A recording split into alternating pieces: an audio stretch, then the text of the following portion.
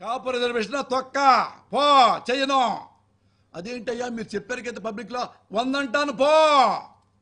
ఉద్యమం చేస్తే వెంటబడి కొట్టారు కాపు యూత్ని, జైల్లో పెట్టించాడు. ఈయనే కాపు కుర్రోళ్ళు ముద్దగడ పద్మనాభం గారు రైళ్లు తగలబెట్టారని డ్రామా ఆడిది, దొంగ కేసులు పెట్టించి బొక్కలో పెట్టారు.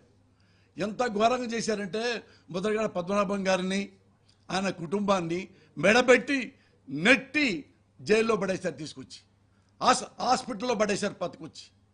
ది గ్రేట్ ముద్రగడ పద్మనాభాన్ని ఏం పీకారు అన్నాడు.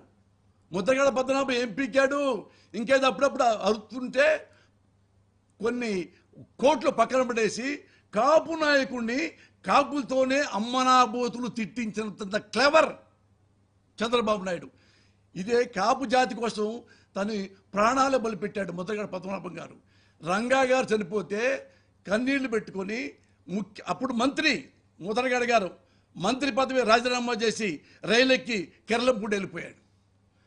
అలాంటి నమ్మకం ఉన్న నాయకుడు అతన్ని ఇదే చంద్రబాబు నాయుడు డబ్బులతో కాపుల చేతే, మళ్ళీ కాపు చిన్న చోట నాయకుల చేతే ముద్రగడ పద్మనాభని అమ్మనాబులు తిట్టించాడు.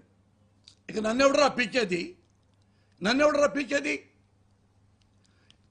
ఇవన్నీ సార్, ఇవన్నీ తెలియదా? కేంద్రానికి తెలీదా?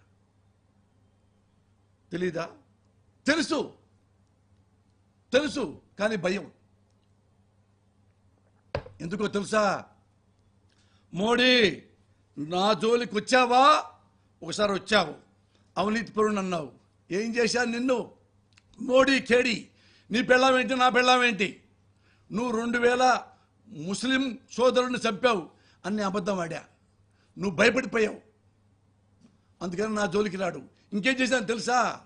నువ్వు నన్ను అవినీతిపరుడు అంటావు అని చెప్పేసి కర్ణాటక కాంగ్రెస్కి కొన్ని వేల కోట్ల హవాలాదారు పంపించాడు, బీజేపీని ఓడించాడు. చెప్పాడు నేను బీజేపీని ఓడించా, డబ్బులు పంపించి కాంగ్రెస్కి డబ్బులు ఇచ్చా. అందుకని నేనంటే భయం, నా జోలికి రాడు. ఎందుకు రాడు అంటే నేను ఎన్నెన్నో చదివాను, ఎన్నెన్నో చూశాను. ఫైనల్గా డిస్కషన్ చేసుకుంటే ఏం జరిగిందంటే భారతదేశంలో నెంబర్ 1 డాన్ ఎవరయ్యా అంటే చంద్రబాబు నాయుడు. ఇంకా మనం ఏం చేస్తాం? జగన్మోహన్ రెడ్డి ఇంటికి డైరెక్ట్గా వచ్చేసి మర్డర్ చేయగలడు. డాన్ ఏం పీకుతారు ఎవడైనా కానీ? ఏముంటుంది కేంద్రం దగ్గర? కేంద్రం ప్రధానమంత్రి ఉంటాడు, ఉంటే హోమ్ మినిస్టర్ ఉన్నాడు, ఉంటే ఐఏఎస్లు ఉన్నారు, ఉంటే ఏంటి? ఐపీఎస్లు ఉంటే ఏంటి? న్యాయస్థానాలు ఉంటే ఏంటి? న్యాయవాదులు ఉంటే సిబిఐ ఉంటే ఏంటి? నా దగ్గర ఏమున్నాయి తెలుసా? నా దగ్గర డబ్బులు ఉన్నాయి, నా దగ్గర హవాలా ఉంది, నా దగ్గర మాఫియా ఉన్నాడు, నా దగ్గర సుపారీ వ్యవస్థ ఉంది. ఎవరినైనా ఏవైనా చేయగలను. అంత ధీమాలో చంద్రబాబు నాయుడు ఉంటే మరి ఆంధ్రప్రదేశ్ ముఖ్యమంత్రి పరిస్థితి తెలుసా? 10 మందిని పెట్టుకొని ఎవడో రాయొచ్చి చంపుతాడో ఈ చంద్రబాబు నాయుడు ఏ లెవెల్లో చంపుతాడని ఈ టెన్షన్లో పడిపోయాడు ఆయన. పాపం ఎవరికైనా ప్రాణమే కదా. ఆయనకి వెంట్రుకతో సమానం జగన్మోహన్ రెడ్డి గారికి ప్రాణం. ప్రజలు నా యందు ఉన్నంత కాలం, దేవుడు నా పట్ల ఉన్నంత కాలం నా ప్రాణాన్ని దేవుడే చూసుకుంటాడు, నా జీవితాన్ని నా ప్రజలే చూసుకుంటారు అని ప్రజల మధ్యలో ఇప్పటికి షేక్ హ్యాండ్లు ఇస్తూ, ఇప్పుడే అమ్మమ్మల్ని హక్ చేసుకుంటూ, చెల్లెమ్మల్ని హక్ చేసుకుంటూ, మీరుండారు నాకేం బాధ లేదమ్మా, మీరున్నంత కాలం నేను ఉంటాను, కాలం ఉన్నంత కాలం కాకపోయినా 100 ఏళ్ళైనా నిమితి మీరు నన్ను బతికించుకుంటారు అనే ధైర్యంతో, గుండె ధైర్యంతో, మొండి ధైర్యంతో, మూర్ఖపు ధైర్యంతో వస్తున్నాడు. కానీ జగన్మోహన్ రెడ్డి గారిని చంపటం డెడ్ ఈజీ. ఈరోజు డెడ్ ఈజీ చంద్రబాబు నాయుడు గారికి. పాతయన్ని మీరు చూశారు కదా, పాతయన్ని మీరు చూశారు. ఎలా ఎంతమంది చంపాడో, ఎంతమంది ఎరాడికేట్ చేస్తాడో. ఇప్పుడు మరి ఎవరు కాపాడతారు? మోడీ వాళ్ళు.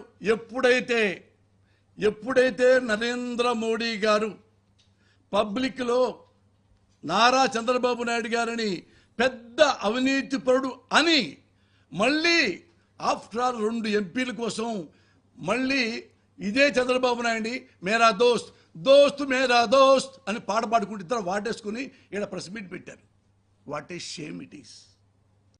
మోడీ గారు ఇంకా మా జగన్మోహన్ రెడ్డి గారికి మీరు కాపాడతారా సార్? ఎట్లా కాపాడతారు సార్? మీరు ఓ చంకలో మీరు చంద్రబాబును పెట్టుకొని ఎట్లా సార్? అవినీతి పోవడం మీరే అన్నారు. అదేమంటే సింపుల్గా దేవుడు నిన్ను కాపాడుగాక, దేవుడే కాపాడితే అన్ని మీరు ఎందుకు సార్ ప్రధానమంత్రిగా? అది అమిత్ షా హోమ్ మినిస్టర్ ఎందుకు సార్? అంటే దేవుడు వచ్చి కాపాడతారు తప్ప ఇక చంద్రబాబు చేతుల్లోంచి మీ వల్ల కాదనమాట. మీ వల్ల కాదనే మీరు మాట్లాడలేరనే, మీకు చంద్రబాబు నాయుడు అంటే భయం అనే నేను ఒక మహానుభావుడిని నేను వేడుకుంటున్నా, లెటర్ రాయబోతున్నా. ఆ మాటే భారతదేశ సర్వోన్నత న్యాయస్థానంలో అధిపతి, సుప్రీంకోర్టు చీఫ్ జస్టిస్ శ్రీ శ్రీ శ్రీ చంద్రచూడ్ గారు. ఆయన మోస్ట్ మోస్ట్ మోస్ట్ హానెస్ట్. నేను చూసా చాలాసార్లు. అంతకుముందు కూడా చిన్న వాళ్ళను కూడా ప్రభుత్వాలు జైల్లో పెడితే ఆయన దగ్గర చూసి ఇది తప్పు అని జర్నలిస్టులు కూడా బయటికి తీసుకొచ్చిన మహానుభావుడు. అంత గొప్ప హానెస్ట్ జడ్జి. నాకు ఆ నమ్మకం ఉంది ఆ జడ్జి మీద. వాళ్ళ నాన్నగారు కూడా చాలా గ్రేట్. చాలా సంవత్సరాలు ఆయన కూడా చీఫ్ జస్టిస్ అయ్యాడు. ఇప్పుడు ఈ మహానుభావుడు చంద్రచూడ్ ఒక్కడే ఈ భారతదేశంలో ఎవడు ప్రాణమైనా కాపాడగల సత్తా ఆ మహానుభావుడికే ఉంది. ఆ మహానుభావుడికే నేను లెటర్ రాయబోతున్నా. అయ్యా ఏమడగట్లా మేము, న్యాయం కూడా వద్దు, ఆంధ్ర రాష్ట్రం రండి, ఒక తిరగండి. మా ముఖ్యమంత్రి పరిస్థితి ఎలా ఉందో, చంద్రబాబు నాయుడికి అహంకారం ఎలా ఉందో, లెక్కలేనితనం ఎలా ఉందో ఒకసారి మీరు చూడండి. మీరు మా ముఖ్యమంత్రి గారిని కాపాడండి. అదే నేను మీకు రాయబోతున్న లెటర్. ఈయన ఉన్నాడు మన భారతదేశంలో, ఇంకా న్యాయం ఉందంటానికి చంద్రచూడ్ గారే నిదర్శనం. ఆయన ఒక్కడే మా జగన్ గారిని కాపాడుతాడని నమ్మకం ఉంది. అందుకే ఆయనే రిక్వెస్ట్ చేస్తున్నా, సార్ నాకైనా అపార్ట్మెంట్ ఇవ్వండి, లేదా ముందుగా లెటర్ రాస్తున్నాను, మా జగన్ బాబుని కాపాడండి అని. గ్యారంటీగా ఎంత లేట్ అయితే మాకంత ప్రమాదం. ఎనీ టైం 24 గంటల్లో కూడా చంద్రబాబు నాయుడు గారు ఎలా చంపాలి, ఇది మిస్ అయింది, ఎలా చంపాలి, ఇది మిస్ అయింది, ఎలా చంపాలి, ఇది మిస్ అయింది, ఇది మిస్ అవ్వకుండా ఎలా చంపాలి జగన్మోహన్ రెడ్డిని అదే ఆలోచిస్తూ కూర్చున్నాడు. అర్థమైందా? అందుకని నేనేమంటున్నా అంటే ఆంధ్రదేశ ప్రజల్ని దయచేసి ఇలాంటి దుర్మార్గుడికి, ఏది ఎన్టీ రామారావు చంపిన దుర్మార్గుడికి, రంగాన్ని చంపిన దుర్మార్గుడికి 23 సిగ్గు లేకుండా పబ్లిక్గా జగన్మోహన్ రెడ్డిని సైకో అని, జగన్మోహన్ రెడ్డి రౌడీ అని, జగన్మోహన్ రెడ్డిని అవినీతిపోవడం చెప్పి ఆయన ప్రజలు ఇచ్చిన 23 ఎమ్మెల్యేని నువ్వు సిగ్గు లేకుండా మొదలుపెట్టి కొని ఇంకా అతని మీద నువ్వు అవినీతిపోవడం చెప్తావా? పబ్లిక్గా దండలు పేరేసి. అలాంటి వాడు గుర్తుపెట్టుకున్నమ్మా ప్రజలు, ముఖ్యంగా పేద ప్రజలు. మీరు అతను ఏవైనా చేస్తాడు. ఏది హైదరాబాద్లో కనుక ఇది ఇట్లాంటి వాడే, చంద్రబాబు లాంటి వాడే ఒక డైలాగ్ చెప్పాడు, హైదరాబాదులో అన్నీ ఉన్నాయి, రైలు మార్గం ఉంది, బస్సు మార్గం ఉంది, విమాన మార్గం ఉంది, సముద్ర మార్గం లేదు. అందుకని నాకు ఓటేస్తే హైదరాబాద్కి సముద్రాన్ని తీసుకొస్తా.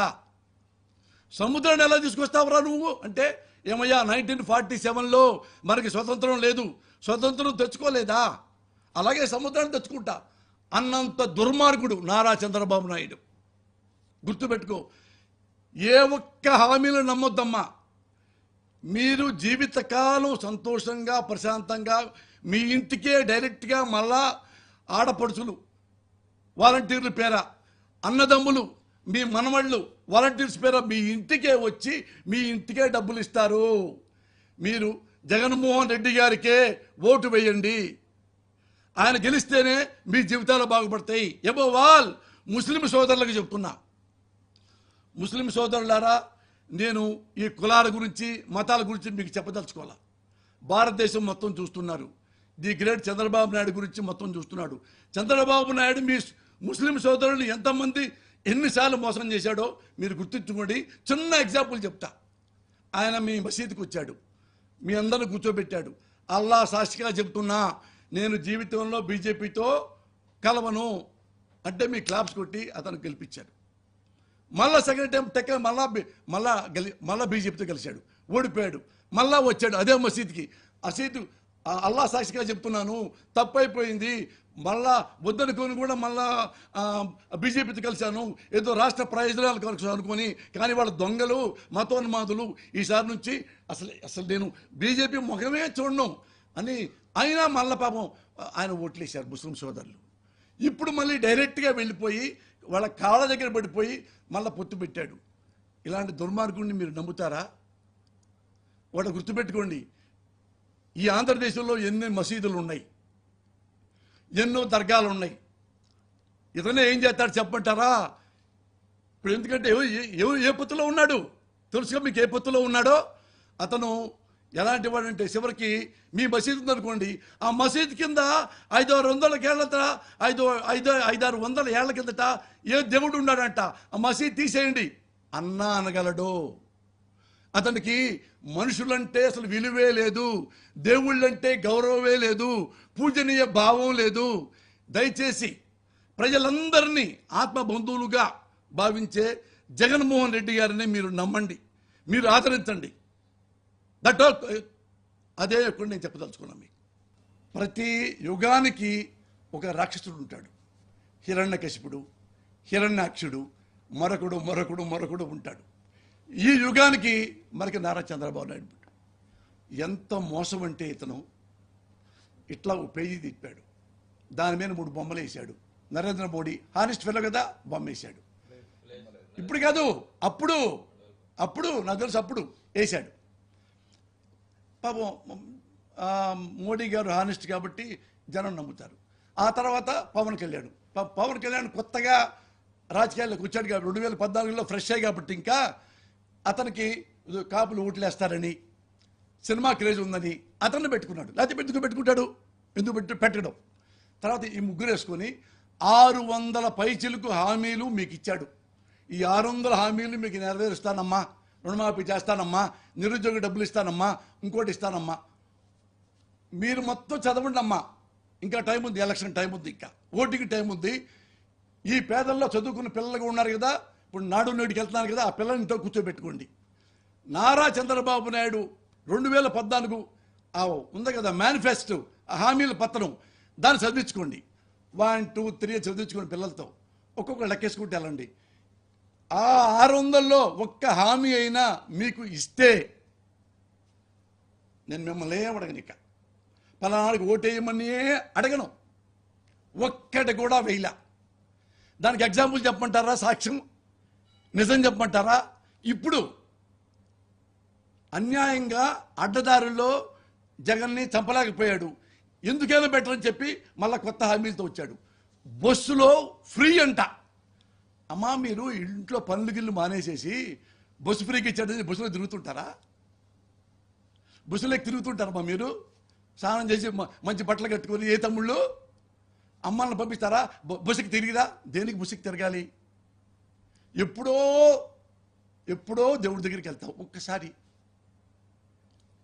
జగన్మోహన్ ఇస్తున్నాడుగా మీకు 15,000 అమ్మఒడి, నాడు నేడు చేస్తున్నాడుగా, మీ ఇంటి పెన్షన్ వస్తుందిగా. 100 రూపాయలు పెడితే బస్సు ఎక్కుతావు, 10 రూపాయలు పెడితే బస్సు ఎక్కుతావు. దానికి పెద్ద హామీ అంట. దాని హామీ అమ్మా, బస్సు ఎక్కితే 10 ఏళ్ళు ఆయుష్ పెరుగుద్దా మీకు? మీ జీవన ప్రమాణాలు పెరుగుతాయా? మీ ఇంట్లో 2 పూట్ల అన్నం కడుపు నిండుద్దా? బస్సు అంట ఎక్కడండి మీ ఇష్టం పో, నేను ఎక్కిస్తా. ఇది హామీయా? అది మీరు నమ్ముతారా? దొంగ ఒక్కటి కూడా మీకు చెయ్యడు. పొరపాటున ఓటేసి సీఎం అయ్యాడు అనుకో, ఇప్పుడు ఇచ్చారు, ఎప్పుడు దాకా జగన్బాబు మీకు ఇచ్చాడే ఇళ్ళు స్థలాలు, అవన్నీ తీసుకుంటాడు వెనక్కి. మీకు డౌటే లేదు, మీ మొత్తం వెనక్కి తీసుకుంటారు. మీకు పెన్షన్ ఎలా, ఎందుకు ఇవ్వాలి అని మొత్తం లాగేసుకుంటాడు. నాడు నేడు మీ పిల్లలు, మా పిల్లలతో పాటు మీ పిల్లలు కూడా ఇంగ్లీష్ చదువుతారా? నా దేవాంశ ఇంగ్లీష్ చదువుతాడు, నా మనవడు మీ మీ పిల్లలు ఎందుకు ఇంగ్లీష్ చదవాలి, తేడా ఉండొద్దు అన్నాడు కదా. ఎస్సీల్లో పుట్టాలు ఎవరు కోరుకుంటారు అంటే, ఎస్సీలు అంటే ఎవరు, మాలా మాదిగ సోదరులు, మాలాళ్ళు మాదిగాళ్ళు. ఈ కులంలో పుట్టాలని ఎవరు కోరుకుంటారా? మా కమ్మ లాంటి పెద్ద కులంలో పుట్టాలని కోరుకుంటారు. కానీ అని వాగిన దుర్మార్గుడు మీకు న్యాయం చేస్తాడా? మీకు బుసెక్కిస్తాడా? ఇంకనే విమానం ఎక్కి వారం వారం అమెరికా చూపిస్తారు, అలా ఏదైనా చేస్తాడు, హైదరాబాద్ సముద్రంలాగా. దుర్మార్గుడు, అస్సలు నమ్మొద్దు. ఎందుకు చెప్పంటారా? మోడీ గారు ఇప్పుడు మళ్ళీ వచ్చింది కదా మేనిఫెస్టో కొత్తది, అందులో ఇదివరకు ఫస్ట్ 3 ఉండే బొమ్మలు, మోడీ, పవన్ కళ్యాణ్, చంద్రబాబు. ఇప్పుడు 2 ఉన్నాయి. ఎందుకు చెప్పండి? ఇప్పుడు 2 ఎవరికి ఉన్నాయి? పవన్ కళ్యాణ్ గతి లేదు, అక్కడే ఉంటాడు, అందుకే ఆయన ఫోటో. చంద్రబాబు నాయుడు అతందే, వాళ్ళు జరదే పెట్టుకున్నారు ఇప్పుడు అన్నదమ్ముల్లాగా పక్క పక్క. మరి మూడోది మోడీ ఏమైంది చెప్పండి? మోడీ ఏముందో చెప్తే మీకు ఒక్కోళ్ళకి 100 రూపాయలు ఇస్తా గిఫ్ట్. నేనే చెప్తాను మీకు.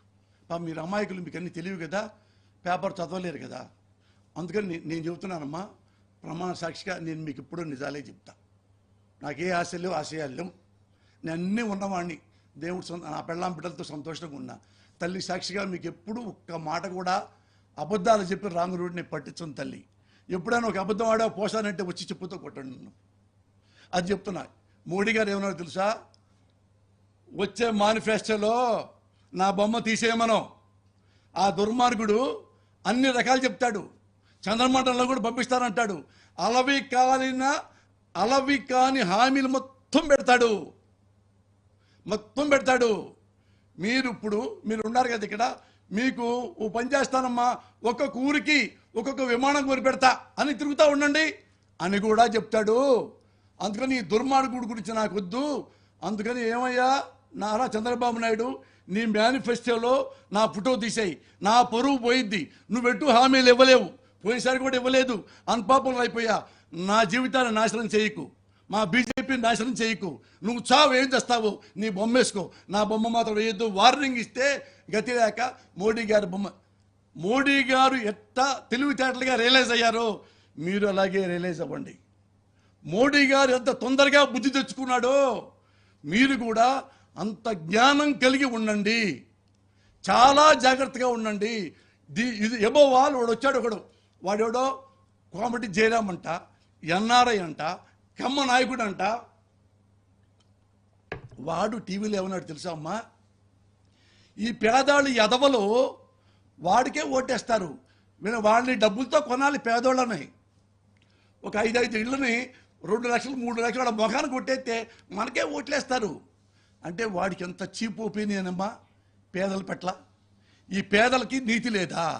ఈ పేదలకి నిజాయితీ లేదా?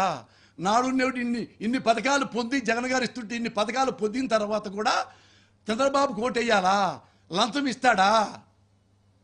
అమ్మా వాడు ఎప్పుడన్నా మీరు కనపడితే వాడిని చెప్పుతో కొట్టండి అమ్మా. మా పేదాళ్ళను కొంటావురా రాస్కెల్ అనండి అమ్మా. గుర్తుపెట్టుకోండి, ఈ 20 రోజుల పాటు మీ ఇళ్ళ చుట్టూతా మన నాడు వెళ్ళి పిల్లలతో సహా మొత్తం కర్రలు పట్టుకొని రాత్రి మగళ్ళు ఈ 20 రోజులు కాపలా కాయండి. ఎవడటకుండా వచ్చి డబ్బుల మూడ తీసుకొస్తే కర్రలతో ఉతికి పారేసి చొక్కాలు పట్టుకొని పోలీస్ స్టేషన్లకు అప్పు చెప్పండి. ఏ ఒక్కరిని కూడా రానివ్వకండి. ఎన్ఆర్ఐ అనేవాడిని రానివ్వకండి. వాళ్ళందరూ మా గ్రూప్ అనమాట, కమ్మ గ్రూపు. ఒక్కొక్కడు వాళ్ళు ఏంటంటే పేదవాళ్ళు అంటే ఎస్సీలన్నా ఎస్టీలన్నా బీసీలన్నా వాళ్ళకి చీప్ అనమాట. వీళ్ళు పేదవాళ్ళకి పుట్టారా? మన ఇంటి ముందు రావడానికి కూడా అడుగుతున్నారు వీళ్ళకి, పేదవాళ్ళకి అంత చీప్ ఒపీనియన్. మా గ్రూపులో కొంతమందికి, మా కమ్మాళ్ళలో కొంతమందికి, అందరు కాదు పాపం, చాలామంది మంచి కమ్మాస్ కూడా ఉన్నారు ఈ రాజకీయాల్లో ముఖ్యంగా. అయితే వాడు అమెరికాలో ఉండి డజన్ల మంది 1000 కోట్లు తీసుకురావటం ఏంటి? జనాన్ని ప్రేమించే దమ్ము లేక, జనాలను తను ప్రేమించలేకపోతే డబ్బులతో రాంగ్ రూట్లో పేదలను కొంటానంటమ్మా. పేదల్ని అంటే మీరే పాపం. ఏ ఒక్కడొచ్చి 1000 కాదు 1,00,000 ఇచ్చినా కానీ చెప్పుతో కొడితే నువ్వు మహాతల్లివి. కనకదుర్గం గుడిలో కనకదుర్గమ్మ ఎంత గొప్పదో అంత గొప్పవాళ్ళు మీరు. ఏ ఒక్కడు కూడా అమ్ముడు పోవద్దు అని అమ్మడు పారు మీరు. వాడు వస్తే చెప్పుకు పేడ రాసి కొట్టండి ఒక్కొక్కరిని. అదొక్కటే 20 రోజులు కనుక మిమ్మల్ని మీరు కాపాడుకుంటే, వాడిని ఇళ్ల మధ్య రాకుండా ఉంటే మళ్ళీ జగన్మోహన్ రెడ్డి గారు ముఖ్యమంత్రి అవుతాడు. ఇంతకంటే గొప్పగా మీకు సేవ చేస్తాడు.